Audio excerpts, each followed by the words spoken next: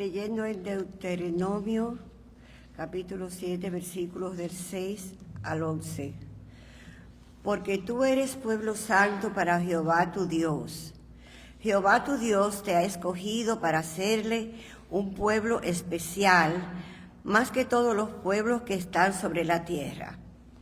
No por ser vosotros más que todos los pueblos, os ha querido Jehová y os ha escogido.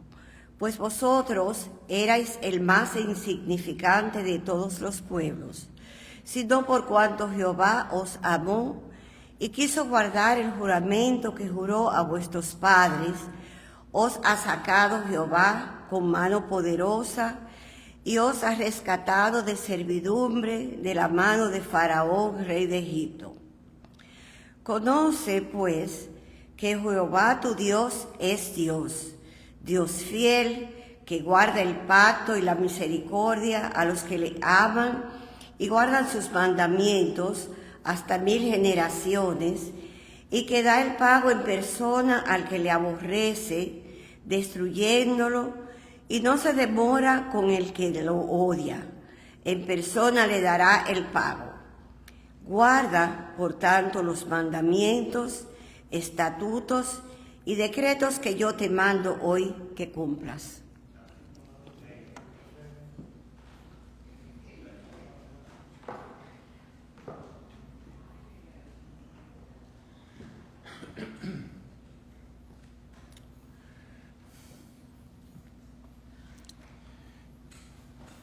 Si nosotros fuéramos a analizar la conducta de la sociedad en la que nosotros vivimos, para diagnosticar los peores males que hay en ella, de seguro que llegaríamos a la conclusión de que una de las grandes faltas que tenemos en el carácter de los hombres y mujeres en el día de hoy es la falta de fidelidad. Y no me refiero solamente a la fidelidad o infidelidad en el matrimonio, que eso también no anda muy bien. Hay una horrible crisis con respecto a eso, sino en la fidelidad en sentido general. Hay una crisis horrorosa de valores en nuestra sociedad que ha llegado inclusive hasta la iglesia. El día pasado yo le comentaba en el mensaje que las estadísticas demuestran que los cristianos estamos a la par con el mundo con respecto al desorden familiar. Esa es una realidad. La comisión de actos de lascivia y la deslealtad, al igual que el mundo. Pero, ¿qué le pasa a la iglesia de Cristo? ¿Qué es lo que le pasa? Si el Señor volviera hoy a su iglesia, ¿se la llevaría? En verdad iríamos todos con el Señor. No está ya demasiado manchada la novia que Él lavó con su sangre. Yo no soy quien para acusar a nadie en particular. Esto es solo un comentario sobre el estado general de la iglesia y de la sociedad en la que nosotros nos desenvolvemos. Y yo no me estoy refiriendo específicamente a nuestra congregación en este lugar. Yo estoy hablando de la iglesia en sentido general. La iglesia, que hoy día es más política que evangélica. Pero tampoco debemos tomarlo como algo que está sucediendo tan solo en la casa del vecino. Revisemos nuestras vidas y que juzgue cada uno por su propia condición. ¿Qué tan fiel es? Las enseñanzas de la Biblia nos muestran que Dios cumple con su palabra. Dios es fiel. Dios es fiel en las promesas que hace. Él es fiel a los pactos que hace con el hombre, con el ser humano. contrario a la deslealtad que nosotros, los seres humanos, tenemos hacia Dios. Dios nunca falta a su palabra, nunca falta a sus compromisos. La fidelidad es la lealtad a la palabra empeñada. Es la observancia de la fe que alguien tiene en otra persona. Jesucristo le dijo a sus discípulos, por extensión a nosotros también, no os dejaré huérfanos, vendré a vosotros. También le dijo, he aquí, yo estoy con vosotros todos los días hasta el fin del mundo. El Señor nunca va a faltar a esas promesas. Eso es lo que se refiere a la fidelidad de Dios. Nosotros confiamos en que el Señor nunca va a fallarnos. ¿Por qué? Porque nosotros sabemos que Dios es fiel. Sabemos que Dios no nos va a fallar. Dios estableció con su pueblo escogido una relación estrecha de mutua confianza y dedicación. Israel era su hijo, que él había formado y adoptado para sí, al cual trató de guiar y de educar como se guía y se educa a un hijo favorito. Eso se desprende de la lectura que hacemos en Amós, capítulo 3, versículo 2, donde dice, a vosotros solamente he conocido de todas las familias de la tierra, por tanto os castigaré por todas vuestras maldades. Ya nosotros hemos hablado de eso, de que realmente el castigo o las pruebas y ese tipo de cosas, esa disciplina, solamente se aplica al hijo que se ama. La fidelidad está basada en mutuo acuerdo y mutua dedicación. Dice el Espíritu Santo por boca de Amós, andarán dos juntos si no estuvieran de acuerdo. Dios está de acuerdo consigo mismo y su fidelidad es eterna. Pero nosotros no acabamos de ponernos de acuerdo con Él para que seamos fieles a Él, porque Él es fiel a su palabra acerca de nosotros. En nuestro texto de hoy, la Escritura da razones de la fidelidad de Dios para con Israel. Porque tú eres pueblo santo para Jehová tu Dios. Jehová tu Dios te ha escogido para hacerle un pueblo especial, más que todos los pueblos que están sobre la tierra. Pero inmediatamente le señala que ellos no se merecían eso por sus propios méritos, desde luego, sino que el mérito consiste en que Jehová les diera a ellos ese lugar de preferencia.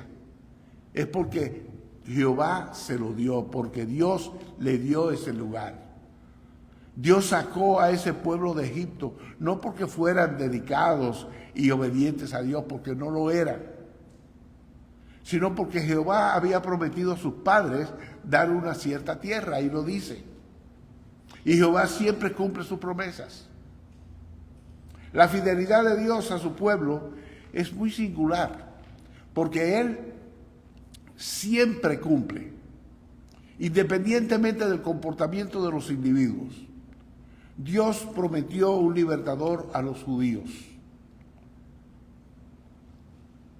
Y aunque ellos se desviaron, aunque ellos rechazaron el consejo de Dios, Jehová prometió y Jehová cumplió. Cristo prometió volver por su iglesia.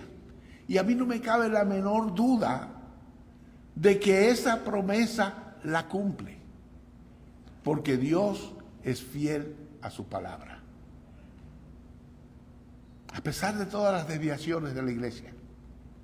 Y mira que ha habido muchas en los últimos 2000 años, desde su mismo inicio. ¿Cuántas desviaciones ha habido? Es pues claro que la fidelidad de Dios no depende de nosotros, no depende de nuestro comportamiento, sino del hecho de que Él es fiel. Él es fiel, lo cual nos muestra el camino de lo que Dios espera que nosotros seamos. Dios espera que nosotros seamos también fieles, que seamos fieles a nuestra palabra, que seamos fieles a los principios que hemos aprendido en la Biblia. El sistema de gobierno de los Estados Unidos está dividido en 3 poderes que se reparten y comparten las obligaciones de gobernar a la nación. El poder legislativo, como lo dice su nombre, hace las leyes. El poder ejecutivo las promulga y las hace cumplir. Eso es lo que jura. Cuando ustedes ven que el presidente jura y que los secretarios juran, eso es lo que hacen. Jurar que ellos van a hacer cumplir la ley y la van a defender. El poder judicial las reafirma y las interpreta. Una vez que la Suprema Corte de Justicia rinde una interpretación, es muy difícil cambiarlo o contradecirla. La ley de los judíos fue dada por Dios y Dios mismo es quien la promulga por medio de Éxodo y Levítico. Luego viene en Deuteronomio, la reafirma y la clarifica. Así que podemos decir que Deuteronomio es el libro de la Biblia en donde Dios hace una recapitulación de la ley que le dio a Israel. ¿Por qué hago esta referencia? Bueno, porque el texto que hemos estado usando hoy, que Sara leyó, proviene de Deuteronomio. Y quiero que veamos eso, que lo examinemos. Comentábamos anteriormente acerca de lo que dicen los versículos 6 y 7. Fíjense que Jehová llama a los judíos pueblo santo. Ustedes saben lo que eso quiere decir. Dice, el pueblo santo, escogido y especial. El Señor les está dejando que miren sus plumas. Pero inmediatamente después le hace mirar las patas. Y esa es una referencia que le hago. El pavo real, dicen que cuando el pavo real sube todo, el macho sube todas las plumas y se ve bello. Y está orondo mirándose las plumas. Pero en cuanto se ve las patas, se le caen las plumas. Pues Dios hace eso. Él le deja que se vean las plumas y luego que se vean las patas. En el versículo 7 les dice, no por ser vosotros más que todos los pueblos os ha querido Jehová y os ha escogido, pues vosotros erais el más insignificante de todos los pueblos. Comparado a los pueblos antiguos del mundo de entonces, Israel no era más que un pequeño conglomerado de gente. Pero el amor de Dios no depende de la fortaleza en número.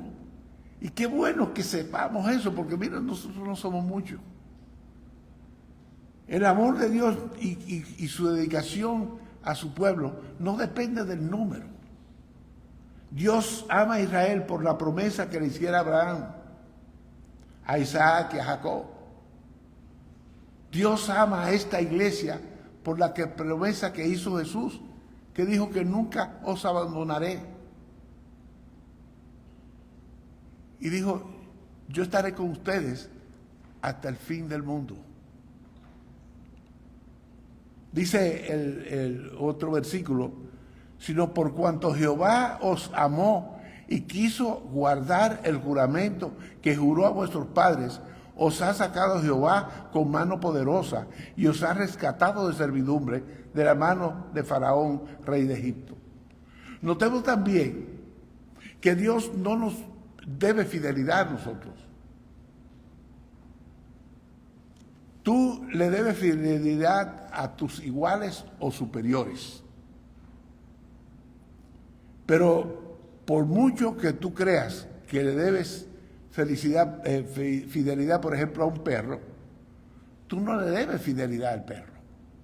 Es decir, a ti te regalan un perro y tú le prometes a la persona que te lo regaló que tú lo vas a cuidar, que lo vas a alimentar, que lo vas a llevar al veterinario cada vez que sea necesario, y tú eres fiel a esa promesa hecha a esa persona que te regaló el perro. Pero al perro en sí, por mucho cariño que tú le tengas, tú no le tienes fidelidad, porque la fidelidad es entre iguales o a superiores. Entre Jehová y los dioses adorados por los paganos hay una eternidad de diferencias, porque Jehová es verdadero, pero los demás no lo son. Por tanto, en el versículo 9, el pasaje dice que Jehová es Dios, Dios fiel, que guarda el pacto y la misericordia a los que le aman y guarda su mandamiento hasta 1000 generaciones. En otras palabras, los que creen en Jehová pueden contar con Él, porque Él es fiel a su palabra. Guarda, por tanto, los mandamientos, estatutos y decretos que yo te mando hoy que cumplas. El versículo 11. Esta es la parte del pacto que nosotros tenemos que guardar para mantenernos fieles a Dios. Dios no espera de nosotros que triunfemos en cada tarea que emprendamos. ¿Ustedes sabían eso? Él no espera de nosotros que nosotros triunfemos en cada tarea que nosotros emprendamos. Él no espera, por ejemplo, que acabemos con la pobreza. Lo único que espera de nosotros es que tengamos compasión por el pobre. Y cuando nos sea posible, extendamos la mano. Mark Hatfield era un senador de aquí de los Estados Unidos, senador federal. Él cuenta que en una gira que hizo por el Oriente, visitó el lugar de los moribundos, eso en Calcuta, India, y donde estaba la muy famosa Madre Teresa de Calcuta. Y él vio ahí la pobreza enorme, el lugar específico que le decían el lugar del moribundo es porque ahí iban sobre todo niños que ya estaban en las últimas etapas de su enfermedad y se estaban muriendo. Y esos niños, las familias los abandonaban. Y esta mujer y sus ayudantes se ocupaban de esos niños. Y dice el senador Hatfield que estaba sumamente impactado por la situación y le preguntó a la Madre Teresa, ¿cómo es que puede usted soportar la carga sin que la carga esta la aplaste? Ella le respondió, querido senador, yo no he sido llamada a tener éxito, yo he sido llamada a ser fiel. Eso es todo. Eso es todo. Tú has sido llamado a ser fiel. Tú has sido llamada a ser fiel. Si te mantienes fiel, Dios hace el resto. Y nunca vas a sentirte que has trabajado en vano. Quiero referirles la historia de un hombre que fue fiel al Señor toda su vida, hasta el final, en contra de las peores situaciones. El doctor Clarence Jordan, él era un hombre brillante, con un doctorado en lenguas bíblicas, un doctorado en agricultura. Él hubiera podido escoger cualquier tipo de trabajo que quisiera y escogió servir a los pobres. En 1940 fundó una granja en Amergus, ahí en Georgia, a la que llamó Koinonia. Esta granja era en realidad una comunidad de pobres, blancos y negros.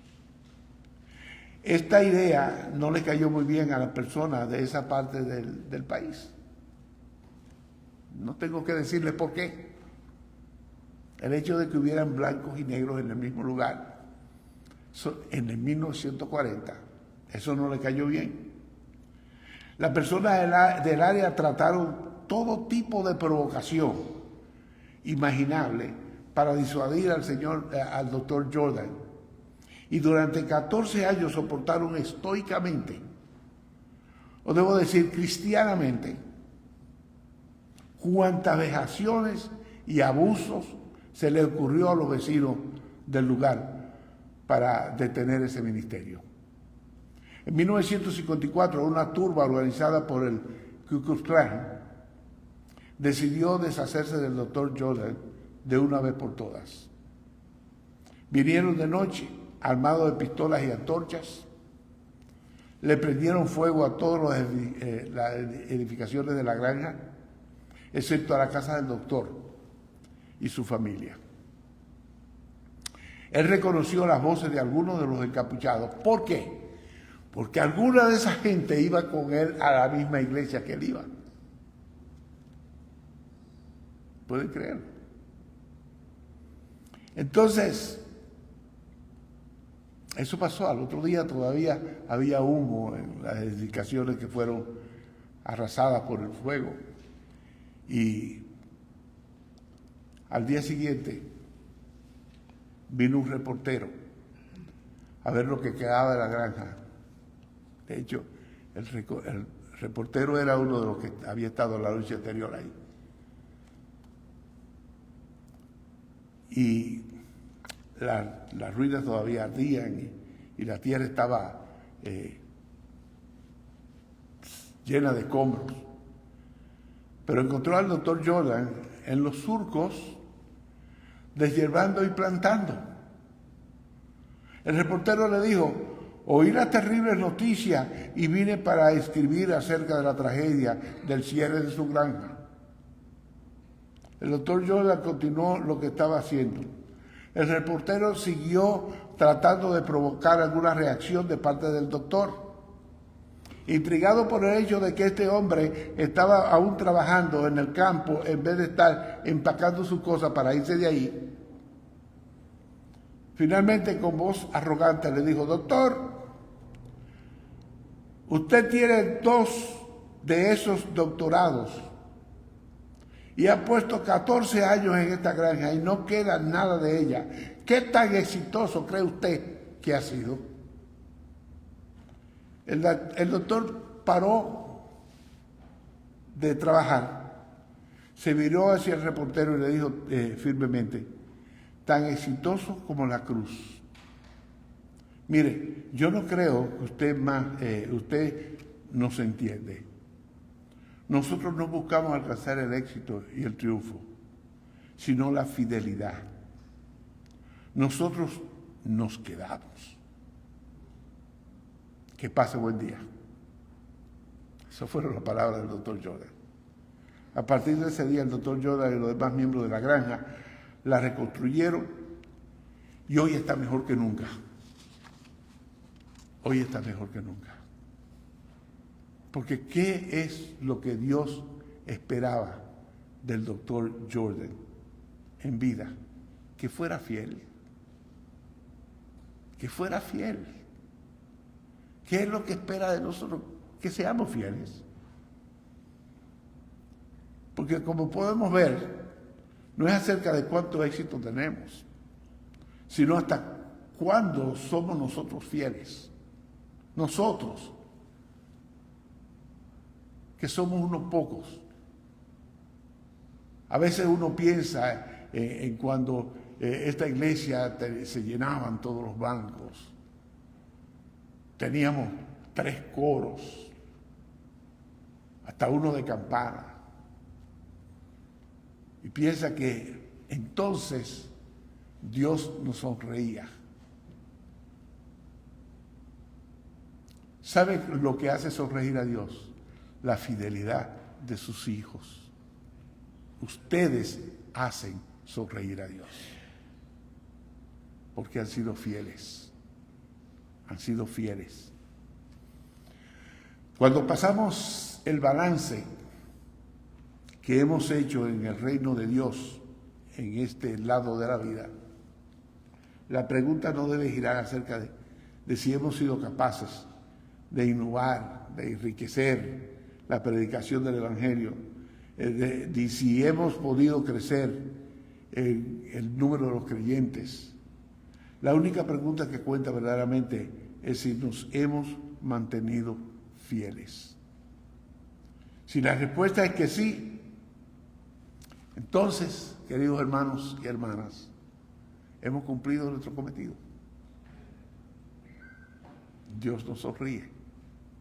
Oremos. Padre amado, bendito Dios, te doy las gracias, Padre, por tu santa palabra, por el ejemplo que nos das en Deuteronomio 7, de lo que tú esperas de nosotros. Esperas fidelidad, Padre. Te rogamos, Señor, que nosotros no solamente seamos fieles, sino que los que vienen detrás de nosotros sean fieles también y puedan encontrar inspiración en nuestra fidelidad. Te rogamos, bendito Dios, que tu Santo Espíritu nos guíe siempre, que haya luz delante de nosotros, Padre, que podamos ver claro tu camino, Señor. Te rogamos, bendito Dios, que si alguno ha escuchado este mensaje y tiene preguntas acerca de la salvación, que no tarde en llegar a donde le puedas responder. Esto lo rogamos, Señor, en el nombre de Jesús. Amén.